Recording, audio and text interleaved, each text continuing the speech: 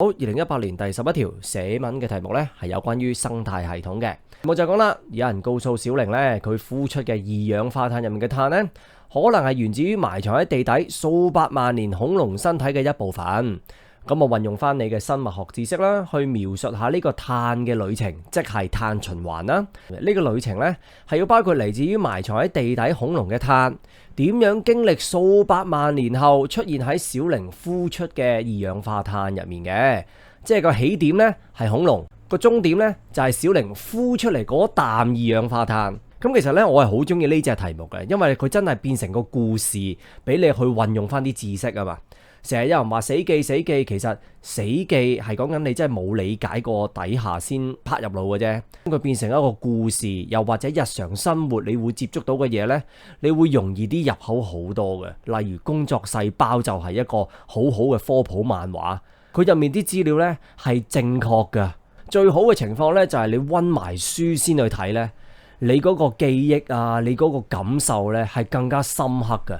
咁你冇溫書去睇冇話唔得嘅，咪開開心心咯。咁但係有陣時啲概念呢，唔係一剎那間即刻入得到你個腦嘅。如果你溫完書去睇，哇係喎，哇中晒喎，就係學緊呢一樣嘢，其實易入腦好多嘅。咁啊寫文嘅題目啦，經過翻3大步驟先啦。有啲咩嘅 keywords？ 二氧化碳啦，埋喺地底嘅恐龍啦，碳嘅旅程啦，同埋呼出嚟嘅碳啦。第二啦就係落筆之前嘅審題啦，有啲咩嘅重點呢？成條題目就係考緊你碳循環啦。二氧化碳點樣翻返去大氣？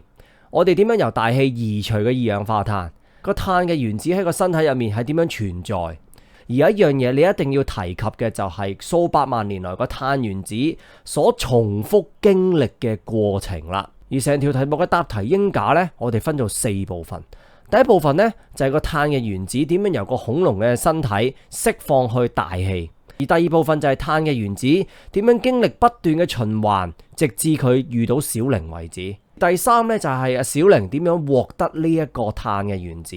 而呢個碳原子喺小玲身體究竟經歷咗啲乜嘢呢？好，咁而家快啲 download 翻份短文攻略筆記先。咁啊 download 緊嘅時候咧都要講一講啦。呢條題目咧係屬於描述同埋一個日常生活嘅題型嚟嘅。咁我哋即刻入鷹架嘅第一部分咯。碳原子點樣從恐龍釋出於大氣呢？咁其實呢幅圖咧喺翻我哋嘅碳循環咧已經俾咗你噶啦。關事嘅呢，就係呢3部分：屍體、排泄物、化石燃料同埋大氣中嘅二氧化碳。今次特別想講嘅係屍體啫，因為隻恐龍已經死咗噶啦嘛，唔會有排泄物噶嘛，係咪？一個路徑點樣將碳原子釋放翻大氣呢？就係恐龍嘅遺體俾微生物，例如細菌啦、真菌啦，去分解嘅時候呢，呢啲二氧化碳呢，就釋放翻去大氣當中啦。而另一個途徑呢，就係恐龍嘅屍體，佢有機會變成化石燃料，化石燃料啦就被燃燒啦，釋放出嚟嘅二氧化碳呢，亦都翻返去大氣當中啦。咁啲二氧化碳翻到大氣咁啊點先？點樣去得到小玲嘅身體先？我哋就要睇第2步咯。進入小玲身體前嘅碳原子循環又如何呢？喺大氣當中嘅二氧化碳呢，就會被植物所去吸收，因為植物會進行光合作用，將呢啲二氧化碳化成有機物，例如碳水化合物。而喺植物體內嘅有機化合物，例如碳水化合物啦，佢哋就會經過進食同埋同化啦，就進入去到動物嘅身體入面啦。所以咧，你要提及消費者啦，同埋提及食物鏈呢個概念啦。然後啦，無論係動物抑或係植物，佢個生物量入面嘅呢啲碳呢，都會經過呼吸作用啦，或者死亡啦、分解啦，亦都會翻去個大氣當中嘅。呢個循環係不斷重複，直至到佢哋去到小玲身體為止。所以整個故事係由幾百萬年前去到工業革命嘅時候，再嚟到現代嘅情況啦。然後下一步就係呢啲碳原子點樣進入去小玲嘅身體呢？嚟到考試嗰一年啦，2018年，又或者而家呢一年2023年，又或者而家嘅你睇緊呢一段片係何年何月呢？你喺留言區話翻俾我聽啦，可能2047年或者2099年，你話俾我聽。而植物經過光合作用去製造咗有機物之後呢，就去到食物鏈嘅層次咯。植物透過光合作用將大氣當中嘅二氧化碳化成有機物。跟住我哋就要提及食物鏈啦。食物鏈唔單止講能量嘅傳送，亦都講物質嘅傳遞。所以小玲啦就透過進食啦、食物鏈啦，獲得呢一個碳。無論佢係食嗰碟菜心，定係食嗰個牛肉，都係講緊啦。植物俾小玲又得，植物俾動物，動物俾小玲都得。問題就係佢食咗呢啲碳點樣吸收先？喺呢個食物入面嘅碳就會喺小玲嘅小腸入面消化同埋吸收啦。而小玲啦，除咗透過食物去獲得呢個碳之外呢，其實當佢呼吸嘅時候都有機會吸入咗喺大氣入面嘅二氧化碳。當然啦，喺個大氣入面吸入嚟嘅二氧化碳實在係冇用嘅，佢都會呼翻出嚟，所以就去到第四步啦。今次我哋集中講小玲身體入面嘅碳化合物啦，同埋大氣當中嘅二氧化碳啦。咁我哋集中翻講嘢食先。喺個嘢食入面嘅碳循環系統啦，就喺我哋身體不斷遊歷啦，從而啦，亦都俾我哋嘅身體細胞所以吸收啦，去進行呼吸作用，再產生二氧化碳。而呢啲二氧化碳亦都會翻去血入面，經過循環系統就去到我哋個肺嗰處，就呼出去大氣當中。嚟到呢一步呢，其實你要知得到啦，我哋就真係將翻生態系統同埋我哋嘅身體系統之間呢，其實都有一個連結㗎。就係透過我哋嘅一呼一吸啦。之前梁 Sir 都拍過段片啊，去講碳循環嘅，成幅圖俾翻大家先。有幾樣嘢咧要留意嘅，紅色箭嘴咧就係啲碳咧翻返去大氣，而綠色箭嘴就係啲碳離開大氣，而啡色箭嘴就係啲碳喺個生態系統或者喺我哋嘅身體入面咧做一個循環嘅。呢個題目去到第四步咧，你要知道啦，大嘅生態系統大循環係可以同我哋嘅身體系統細循環咧做一個結合嘅。當中我都想提一提大家嘅，碳呢唔淨止喺個大氣當中出現，亦都喺個海洋當中出現嘅。所以你會周不時見到一啲綠色組織呢，佢哋會講呢，好大條嗰啲鯨魚呢，對個生態系統係好有幫助嘅。喺佢個屍體入面，佢會儲藏咗好多嘅碳原子，而當佢死咗之後，呢啲碳原子會沉咗底，係令到呢啲碳冇咁容易釋放翻去大氣當中，而令到大氣入面嘅二氧化碳多咗嘅。而呢個題目有另一個小提示嘅，就係生態系統入面嘅物質循環有咩重要性啦。作為一個自給自足同埋穩定嘅生態系統呢，佢係有必要有晒所有嘅物質啦，而同一時間呢，亦都要諗辦法去將呢啲屍體啊、廢物啊個生態系統當中呢去移除佢嘅。如果唔係嘅話，所有物質有一日就會俾你用晒去。所以物質循環對於一個生態系統嘅動態平衡呢係非常之重要嘅。而當大家話碳循環或者氮循環呢，有三個部分呢，大家係要留意嘅。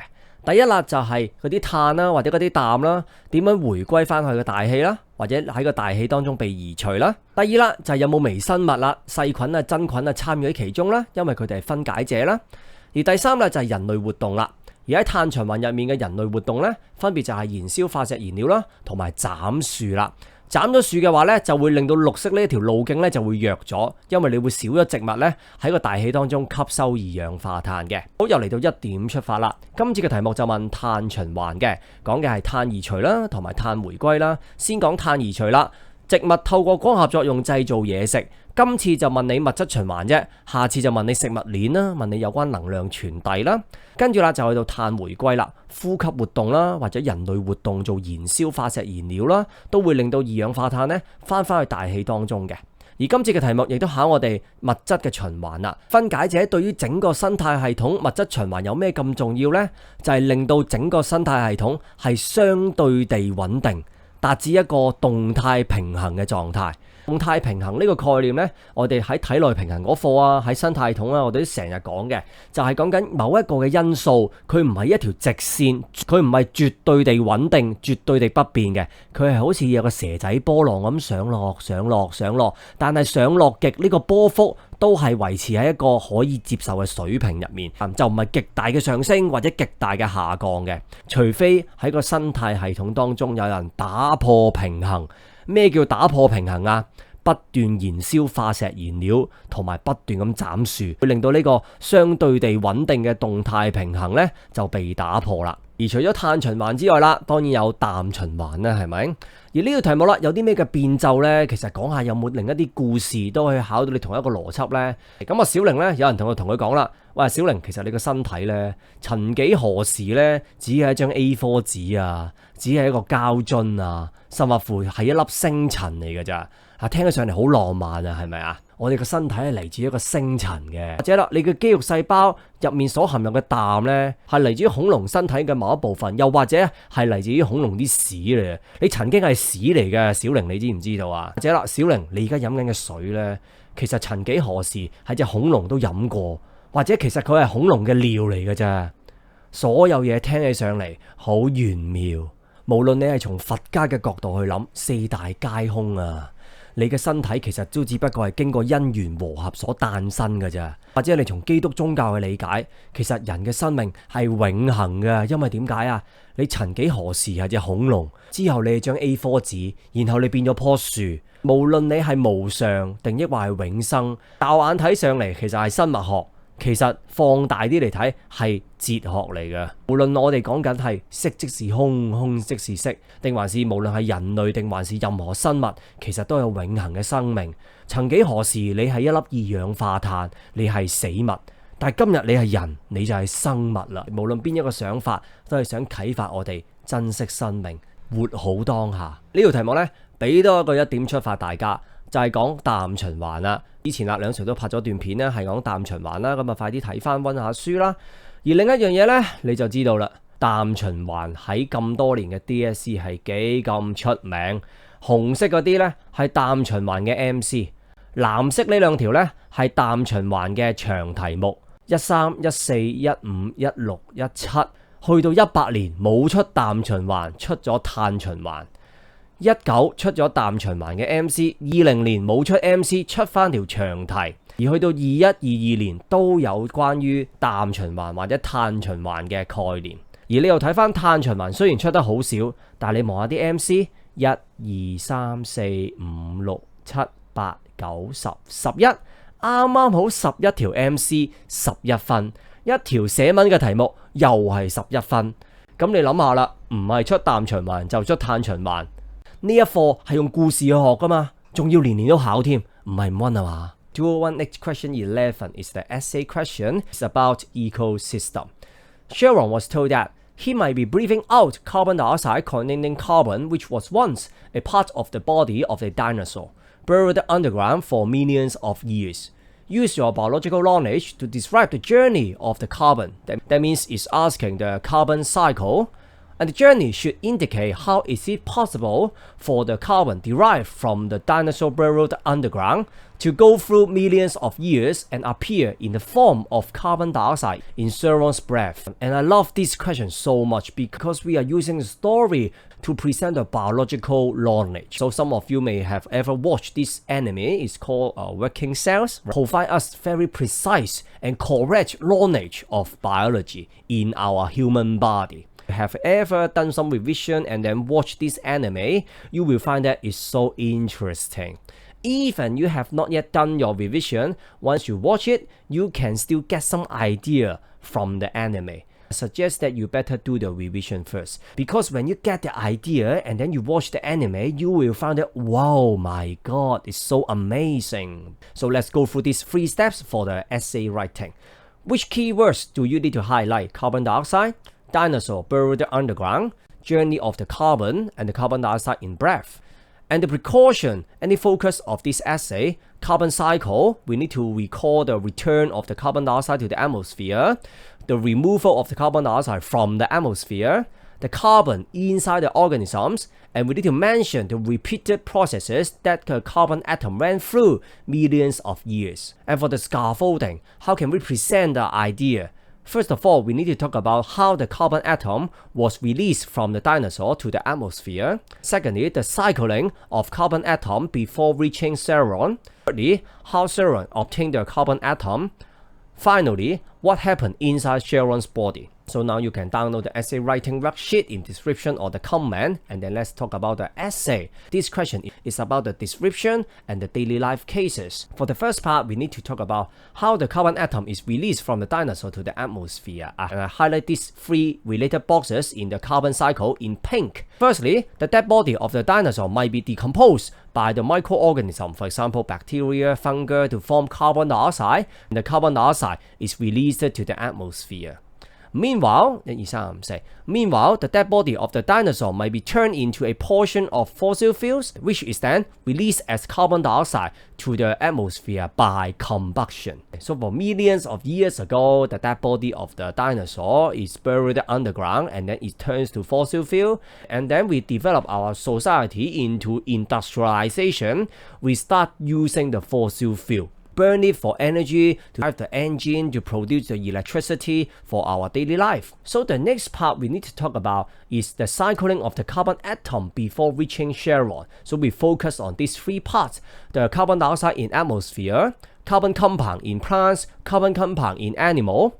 So first part, the carbon dioxide containing the carbon atom was used by the plants in photosynthesis and convert to organic matter. For example, carbohydrates. And then the carbon in the carbohydrates will pass on to the consumers, the animal, by feeding or pass along the food chain. So you need to mention the concept of food chain or the feeding and the assimilation. And then the carbon atom in the biomass of these organisms will be released to the atmosphere by respiration or decomposition. When the animal or when the plants they die or they excrete, and then the dead bodies and the excreta will be decomposed to form the carbon dioxide and release them to the atmosphere. This cycle repeats many times until the carbon atom finally reach Chevron. Leads us to the third part. No matter Chevron eat the choy sum or eat the stick, she can obtain the carbon atom by feeding from the food chain, and then the food containing the carbon atom was digested and absorbed in the small intestine. And you need to know that the food chain, it doesn't only show you the direction of the energy, but also the material flow in an ecosystem. And apart from eating, and apart from feeding on the animal or on the plants, one can also breathe in the carbon dioxide containing the carbon atom, and then she will breathe it out, because she will not use the carbon dioxide for respiration, right? And for number 4, we need to know that there is the connection between the ecosystem and the body system. The absorbed food containing the carbon atom travels along the circulatory system and then is taken up by the body cells for respiration to form the carbon dioxide. And then the carbon dioxide containing the carbon atom travels along the circulatory system to the lungs for gas exchange or breathing out. So you can see the whole story from the dinosaur, air breathed out by Chevron. So for the carbon cycles, you can watch the video for revision, and then you need to be aware of the remarks of the carbon cycle. The red arrow is about the return of the carbon to the atmosphere. Green arrow indicates the removal of the carbon from the atmosphere, and the brown arrows indicate the cycling of carbon atom in the ecosystem. And I would like to mention that carbon dioxide exists in both atmosphere and ocean. Therefore, the marine life, they are very important. For example, the blue whale, because they can trap a lot of carbon in their body, and when they die, the dead body will sink to the bottom of the ocean and then make the carbon dioxide not that easily to be released to the atmosphere. And then I would like to remind you about the importance of cycling of the materials in the ecosystem. A self-supporting and stable ecosystem must contain all resources needed to support its organism at all times, and it must be able to get rid of the dead bodies and waste of its organism. Therefore, the cycling of the material is important for the dynamic equilibrium in the ecosystem. No matter we are talking about the nitrogen cycle or the carbon cycle, there are 3 basic elements: the removal and the return of the carbon or nitrogen atom pathway, any microorganism involved, for example, the decomposer, bacteria, fungi, and any human activity. In the carbon cycle, the human activity is the combustion and deforestation. If we chop down all the trees, the rate of the removal of the carbon dioxide from the atmosphere will be much lower than the rate of return of the carbon dioxide to the atmosphere. So let's talk about the curriculum mapping, and it's about the removal of carbon and the return of the carbon. For the removal of the carbon, we talk about the photosynthesis, food production for the consumers, and then we can talk about the food chain and the energy transfer in the ecosystem. And the return of the carbon, we talk about the respiration and the human activity, for example, the combustion of the fossil fuel. And then we combine the idea ideas to construct the cycling of the materials. And we need to know the importance of the decomposer to make the ecosystem is relatively stable system, and we can describe it as the dynamic equilibrium. For the terms dynamic equilibrium, we use it in the ecosystem and also in the homeostasis. For example, the concentration of the carbon dioxide or the blood glucose level in our body is not an absolutely stable, absolutely constant level. It goes up and down, just like a wave within a certain range.